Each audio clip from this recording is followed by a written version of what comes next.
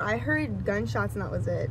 And that was it. I was in my room, it was probably around 11 to midnight is when I heard it. And then I got scared and I was like, it was just scary and I was like, oh gosh. The search continues tonight for a man police say was involved in an armed robbery in downtown Fargo last night. Valley News Team's Rose Itzkovitz has more about the incident and why some neighbors say they feel unsafe. I didn't see no bullet wounds. All I seen was blood. And where was it coming from? Do you remember?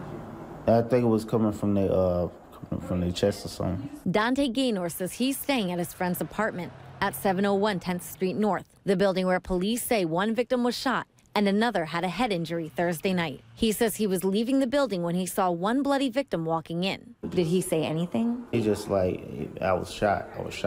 He says the male victim walked into his apartment while Gaynor ran upstairs and his friend called 911. The police told them to stay inside. I seen it was a whole bunch of squad cars, like I think 4 or 5. According to Fargo PD, the victim flagged police down about a block away from the building. Then a second victim with a head wound approached the police. Both victims telling officers a black male wearing a face mask knocked on their door and forced his way into their apartment, assaulting them. Terrible thing. And resident Daniel Habiger just moved into the apartment about 3 months ago after his release from prison. It worries me, but I think I should be okay. It's the only place I can afford, really. So I think it's safer to be indoors than be in the homeless shelter. But walking into the building, I had no problem letting myself in.